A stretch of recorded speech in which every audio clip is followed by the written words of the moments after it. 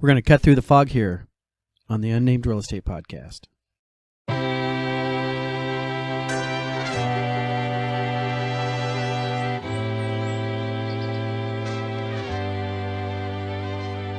Hi there.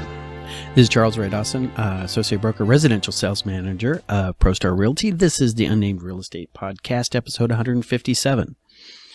I'm watching another podcast the other day, and this guy had the greatest lead in and going, how do you say it? It was like, with a face for radio and a voice for print, I'm your host. And I was like, ooh, I should work that in. So anyways, so I hope everybody's having a good week. This is a week of February. It's currently February the 8th, it looks like. A little behind my days. You ever have one of those weeks? It's like you're just a day off. It's like every day seems like the day prior. Like today feels like a Friday. Yesterday felt like a Thursday. So on and so forth. But this is indeed Thursday, and this is the podcast, and this is what we're recording and everything. And I hope everybody's doing pretty good.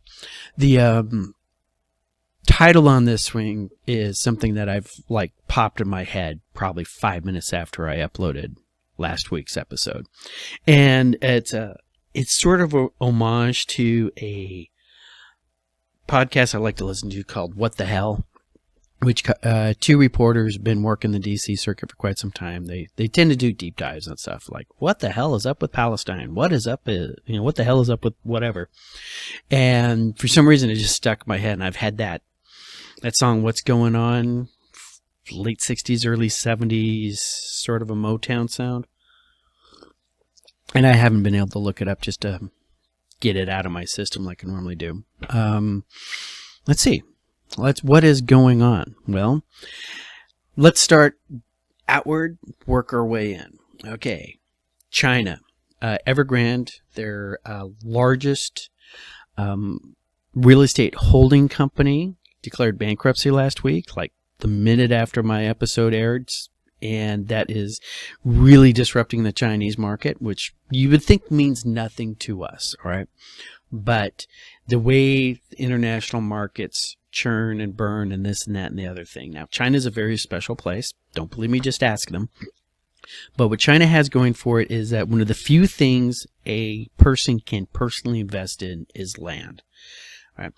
There was a headline that was widely scoffed at saying that China had something like $1.5 billion. I mean, not billion dollars, 1.5 billion units that were unoccupied. All right. I think that number is high. People are openly scoffing, saying, did you drop a zero in that? Is like, that doesn't sound right. But even if they had 150 million unoccupied units. Remember, they tend to go mostly condos over there, especially in the big cities. 150 million units unoccupied. That's insane. That's some serious insanity going on right there. Well, Evergrande got out over its skis. It didn't have the assets to make up for its debt, had no way of getting out of it, so they declared bankruptcy and everything. And that's sort of trickling through the Chinese markets right now. The second tier investors, okay, you got the quaints who are sitting there with their algorithms watching everything. Right? You got those other guys, okay? The other guys are the ones who manage their own portfolios and consider themselves educated, right? There is a non-insignificant chance that those people are going to sit there, and when they finally get the news percolated down to them that the China market just collapsed, they're going to freak out and dump out of their REITs, right? That's just it's weird watching this little story go across the world as it spins, and it's like something happens in China, next thing you know, Europe responds to it, and then the opening bell in New York, Keller Williams is down 10%. Keller Williams also hit the national news. Let's start talking about national, because for all of Gary Keller's, I'm going to fight this to the Supreme Court, they decided to settle. All right, they lost the Sitzer case. They decided not to appeal, and they just approached the plaintiffs and decided on a settlement. So that shook up a bunch of stuff up. All right, just that lawsuit continuing to churn and percolate through the system. Our new president of NAR apparently made some announcement that Sitzer is not the big case on the horizon. They're more worried about the Department of Justice case. You guys might remember there was a settlement between the Department of Justice and National Association of Realtors that everything was done except for basically signing the final surrender documents in a train car in Paris. A little reference for you guys who follow history. And then all of a sudden, Department of Justice ghosted NAR, quit answering the phone calls, quit responding to them until the Biden administration took over. And like the next day, they showed up and said, "Oh yeah, by the way, our agreement, that's out the window. We're going for everything. We want the house and the kids, and you're going to pay us child support." So we'll wait and see how that one follows out. And can NAR keep this tied up in the courts until this time next year?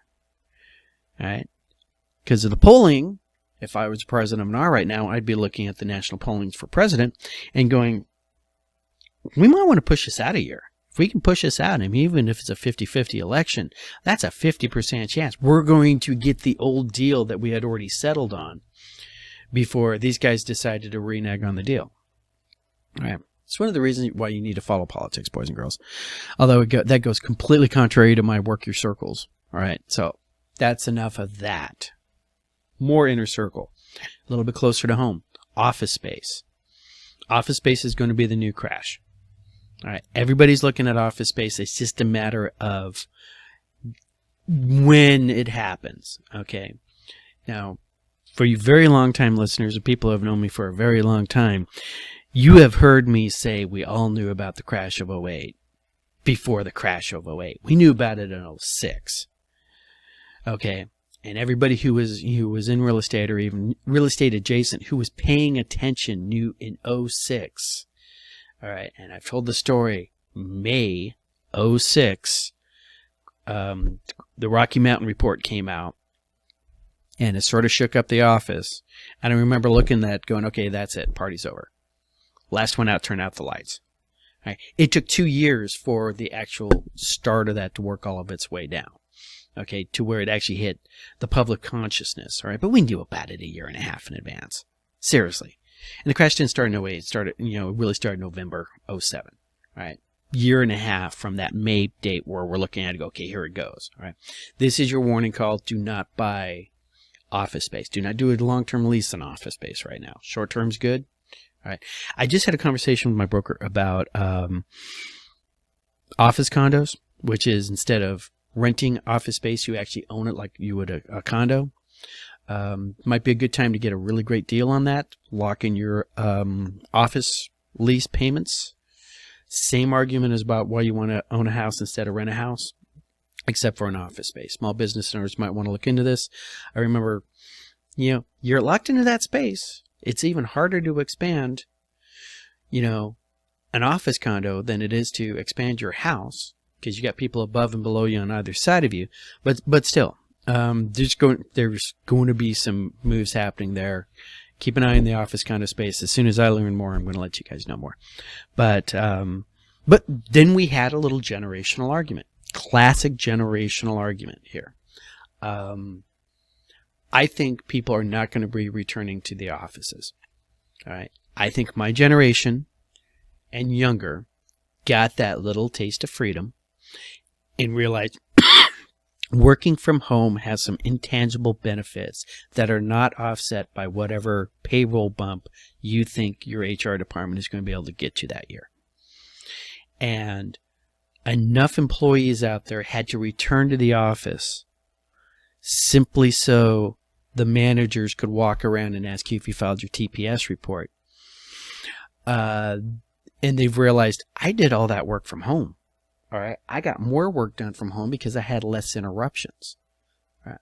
And because I had less interruptions, especially creative types were able to create better, get their work done quicker, and have some spare time to mop the floor, whatever, feed the cat, do those little house projects. And that really ticked a lot of, managerial class off because they realized that was happening. Wait, if you take 8 hours to get your work done in that cube and you go home and you get all that work done in 6 hours, well, damn it, you owe me another 2 hours. And now we know you can perform at this level. All right. And so there's this little open conversation on the internet about home offices, working from home, working in the office space. And this is going to impact residential as much as it impacts commercial. Because remember, big part of that COVID boom that we had was people suddenly having to work at home and realizing two spouses could not share the same office desk. Let's go get a bigger house. All right. So is this one of those permanent sea changes that are never going to be able to be walked back? All right. Managers are calling people back into the office place. Employees are voting with their feet, all right, and are willing to take a lower pay rate. You can pay me less money if that means I get an hour of my life back every day. And I remember when I was in my 20s and young and idealistic and a rebel without a clue, mad at the world about everything, as most 20-year-old men are. And anybody who says they aren't is lying to you. They're just trying to play that nice guy cuttlefish approach, you know. It's like, no, every little balls of rage 20-year-old men are. And I sat there and I calculated it out once that between my 30 to 45 minute commute to the office, my 30 to 45 minute commute back, the 25 miles, complete round trip kind of routine. The fact that, yeah, I got 2 breaks, but they were stuck in an area, and then a lunch hour that I was still stuck in an area. I mean, I figured out my entire time between that and showering and everything else. You know, I was probably spending about 10 to 11 hours on that job, and I was only getting compensated for 8. Right. So in that particular mind, work at the ratio, 8 divided by 11, whatever that comes out to, about 70%. You know, you could take a 70% pay cut, or not a 30% pay cut, take a job that's only paying you 70% of what you were making before, and free up all that time. If it is really your time, your money, that kind of stuff. That commuting costs, vehicle costs, lunch costs, all that kind of good stuff. And this is the calculation that people are doing in their head. All right. Now, that being said, I want to tell you about a little town out there called Casa Grande. All right. Came up on my radar today that Casa Grande is, you know how I always say Maricopa is a place to go if you're a buyer? Well, Casa Grande is a smaller town, south, a little bit to south and east of Maricopa. And their Comfort Report Index number, which we'll get to here in a second, is 67.8. All right, remember that number, 67.8. Buyers are completely in control down there. Now, it's Casa Grande. It's out in the middle of nowhere kind of stuff. But they have internet. And they have houses. All right, I think they even have a Walmart. All right, if you're one of those people who just need internet, 4 walls and a roof, can work from home, great place to get into right now, especially because we're looking at a lot of construction in that area. A lot of the ancillary chip manufacturing plants. These are the plants that feed things to the chip plants, all right, are going into Casa Grande right now. So from an appreciation standpoint, once those factories are done and they start filling them with employees, then you start getting other things to support that. Bob's your uncle, you're off to the races. So Casa Grande, let's keep an eye on that. I did see another article that I was going to print up and I didn't. It wasn't San Francisco. It was Chicago, maybe Detroit. It was a city that was talking about actively suing the home office in a downtown area. But because that home office allowed its employees to work from home, all the little restaurants and coffee shops and everything around that building that had built up to support those 1,500 employees, tearing out of the doors every lunchtime, going and get lunch, they're all starting to close up. This is impacting sales taxes to the city. City's upset. They're basically, I want to say it was Target. They're basically trying to force this company to bring their employees back into that office space so they can sell them food. All right. This is going to be a big topic of discussion the rest of 2024. This is going to have impact on, the real estate markets, both residential and commercial. This is what I'm going to be tracking, mostly because of that whole generational thing. All right. Demographics and generational conflicts just fascinate me. Okay, so let's hit the numbers real quick. All right, see how these generational conflict is impacting our numbers and whatnot. So that being said, we're going to start with this number right here. All right, these are the numbers for February 7th, 2024. All right, actives this week are 15,519, up only 26 from last week, but still trending up. New listings trended down a bit at 2,037, down 117. Contracts this week were 2,357, down 6. Closings this week were 1,244. Coming soon to an MLS near you is 671. Does anybody recognize these numbers? I just did. How do I recognize these numbers? Because I realized I didn't update this chart. I updated the Cromford report numbers down here. So you know what this means? I'm going to fix this on the fly. Stand by, boys and girls. This is going to be from the raw data. Actives this week are 15,754, up 323 from the previous week. Our new listings are at 2,301, up 264. Pendings this week were 1,313, down 18. Under contract looking for backup is 553, down 32. Contracts with buyer contingency are at 124, up 19. Contracts overall are at 2,390, up 33 from the previous week. Our back on markets are 587, and our closings last week were 1,295, up 51 from the week before. These are the numbers I look at before I get to this chart over here. Sorry about that, guys. Okay, back to our Cromford report numbers. Cromford report numbers, our supply is at 64.6, okay, which is trending up a bit. Our demand, though, trended up even more to 75.8 and gives us Cromford report number of 117.3. You know what, and it just occurred to me, earlier today I got a newsletter from the VA where they're hosting free how to have a YouTube channel classes so veterans can become their own podcasters. You think I might need that? I mean, 157 episodes and I'm still making a rookie mistake like not getting my homework done before it's time to turn the little light on and start talking to you guys. All right. Then I might learn something out. I'll probably sign up for that depending if I can achieve it. All right, so let's go to our individual area numbers. Remember, we were just talking about Casa Grande being at that 67.8. Our lowest one has always been Maricopa, okay? They're at 69.2. Saying Casa Grande's, better place to buy into, longer drive, but it's all freeway down there, unlike Maricopa, where you have to take that little side road. And if something happens on that side road, ain't nobody going nowhere. All right, well, let's look. We now have two little blots of red here. Fountain Hills is down 1%. Got an interesting story on that. Normally we don't care about the rich people, but this is interesting. We're going to talk about that. And then there's Goodyear. Goodyear is on the way out exurbs and stuff like that. They've seen some trend line down. Other than that, everybody else is still trending up with Chandler leading the market at 192. Will they break 200 in the next couple weeks? That's the question. But our bottom end is still trending up except for Goodyear.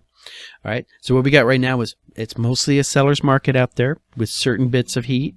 All right, Peoria at the bottom end of the seller's market at 120. All right, and then you have your balance surprise, Paradise Valley, Goodyear. All right, those are your three in balance, and then Queen Creek, Buckeye, and Maricopa is on the buyer side of the house. All right, let's look at that. I had somebody actually comment how much they like this map, so we're going to go over this map again. This is a contract ratio heat map. This is the ratio between houses on the market and houses that are currently under contract. As you can see, Gilbert, Chandler, very hot down there. All right, little blue over here in Scottsdale. That's more of a trendy area. Okay, definitely up in this area around Cave Creek is blue, Buckeye, so on and so forth. And this little area right here, that is south of Luke Air Force Base, north of Tolleson. I wish I had the freeways on here so I could really track. Well, I guess that'd be like the 101 right there. Yeah, that looks like the 101. So to the west side of the 101, I'd say north of Indian School or so, south of, let's say, Bethany Home. That area is a happening place right now. So, and then Mesa over here. Now, I will be getting a listing, except my listing is going to be right about here in this green. Okay, which means good. But, man, nothing like getting a listing in red hot. Listed on Friday, take the weekend off because you're going to be doing nothing but being on the phone. All right, so let's see how that goes out. All right. Other things wanted to come up real quick before I quit yapping at you. Paradise Valley. Paradise Valley has more single-family homes available now than at any time since November 2020. All right. That's the kind of activities going there. And what was this one? Some sellers in the upscale areas are facing stiff competition from other sellers, and it would not be surprising if we see significant price cuts among some of these listings. We're talking about the high-end Paradise Valley kind of places. We have 71 single-family homes priced at $10 million or more. So $710 million worth of real estate, minimum. Given that we have never seen more than 29 such listings closed in a single 12-month period, this is a lot of supply. Sellers might need to be either very patient or flexible. All right, let's take a look at it. If you sell 29, if there are 29 houses on average that sell every year $10 million and up, and you have 71 of them on the market currently, all right, remember that term we use, like months of supply? They're over 2 years of supply right now. All right, so don't know why all the rich people have decided it's time to sell and get out of Paradise Valley. Be interesting to know. Maybe they just want to liquidate some assets. Maybe they decide they've been watching too much Yellowstone and they want to move to Montana. Bye. Whatever the feedback is on that. So that'll be interesting to watch on that. There was one other bit I wanted to cover real quick. All right, closed listings were between 72,000 and about 72,000 closed listings per year across all areas and types. All right, 2 years ago we were at 110. Okay, so overall volume is down, and that affects real estate agents and escrow officers and lenders and home inspectors and all sorts of good stuff. All right, mortgage interest rates have been trending up for the last 3 weeks or so. A whole bunch of conversation between that and the Fed and the 10-year bond. We'll have to watch that. But the resale median sales price right now is 139 or 439,000, which is up 4.5 from this time last year. All right, so that was pretty much your year-over-year growth. We're 4.5% above what we were before. That could be your appreciation if you're currently a homeowner. All right, and one of the other interesting things is that they call it the new home median sales price was down 1%, but they said that the reason why they're down is because the builders are building smaller houses.